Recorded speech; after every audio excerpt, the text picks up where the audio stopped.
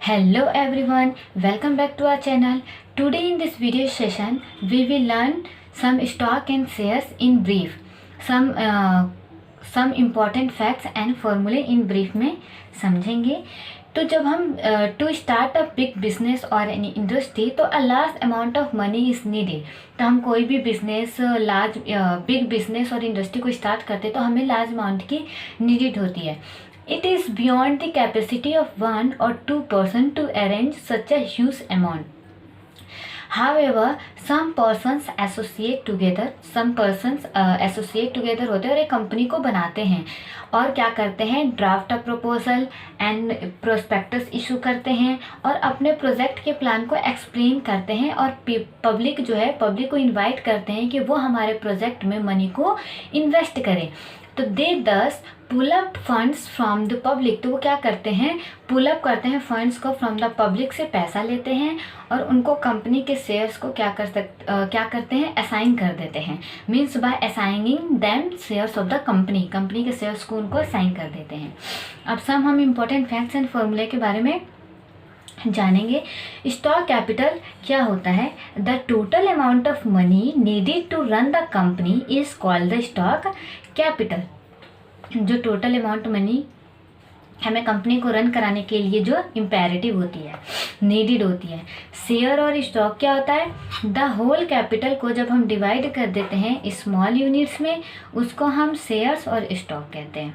Dividend क्या होता है कि जो हमारी एनुअल प्रॉफिट जो हम अर्न करते हैं, जो कंपनी अर्न करती है, वो शेयर होल्डर्स के बीच में डिस्ट्रीब्यूट कर देते हैं, उसी को हम डिविडेंड कहते हैं. मतलब the person who subscribe in shares और stock is called the share holder और स्टॉक होल्डर.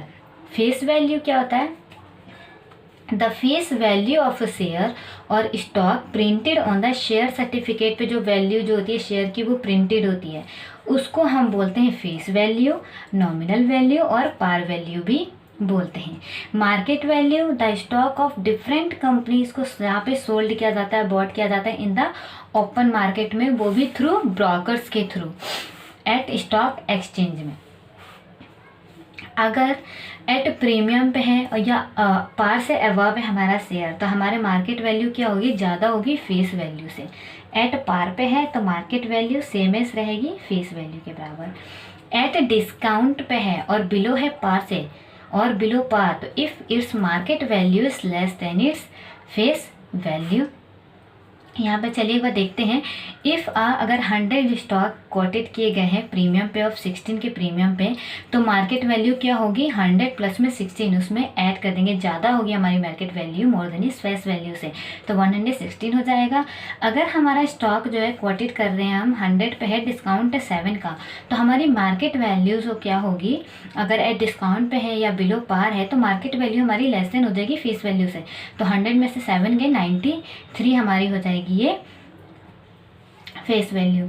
अब ब्रोकरेज, अब जानते हैं ब्रोकरेज क्या होता है. The brokers charge is called brokerage. जो ब्रोकर्स चार्ज करते हैं उसको हम बोलते हैं brokerage. When stock is purchase, जब हम स्टॉक को परचेज करते हैं तो जब हमारी ब्रोकरेज है उसको हम कोस्ट प्राइस में ऐड कर देते हैं. किसमें? कोस्ट प्राइस में हम ऐड कर देते हैं. किसको? ब्रोकरेज को. अब when the stock is sold, जब हम स्टॉक को सोल्ड करते हैं तो हम ब्रोकरेज को सब्ट्रैक्ट कर देते हैं. किसमें से? सेलिंग प्राइस में से माइनस कर देते हैं ब्रोकरेज को. इतना समझ में आया आपको? अब इसमें ध्यान रखने वाली कौन सी बात है, the face value of a share always remain the same, कि जो फेस वैल्यू जो होगी शेयर की वो ऑलवेज सेम रहेगी. Market value of share changes from time to time. जो मार्केट वैल्यू शेयर्स का वो टाइम के अकॉर्डिंग जो है चेंज होता रहता है. Third is dividend is always paid on the face value of share. Dividend जो है हमेशा फेस वैल्यू जो है शेयर की जो होती है उसके बेस पे दी जाती है. Always paid on the face value of a share. Fourth is number of shares held by a person is equal, क्या होगा, टोटल इन्वेस्टमेंट अपॉन में इन्वेस्टमेंट इन वन शेयर हो सकता है, या टोटल इनकम अपॉन में इनकम इन वन शेयर हो सकता है, या कोई भी फेस वैल्यू अपॉन में face value in one share formula हो सकता है. एक हम एग्जांपल के तौर पे देख लेते हैं। बाय ₹100 9% स्टॉक है एट 120 पे, ठीक है। फेस वैल्यू हमारा कितना है 100, ये रहा। मार्केट वैल्यू हमारे पास 120 है। Annual dividend on 1 share 19% stock की फेस वैल्यू पे। तो हम 100 इंटू में 9% करेंगे तो कितना हो जाएगा, 9 रुपीज़ हो जाएगा हमारे पास। And investment of ₹120 gives on annual income 90 की 120 के इन्वेस्टमेंट पे एनुअल इनकम कितनी आ रही है, 9 रुपीज़ आ रही है। तो हमको रेट ऑफ इंटरेस्ट निकालना है पर एनम। तो कैसे निकालेंगे, 9/120 इंटू में 100 तो कितना आ जाएगा, इसको सॉल्व करेंगे तो 7.5%। तो ऐसे हम rate of interest per annum निकालते हैं। Thank you.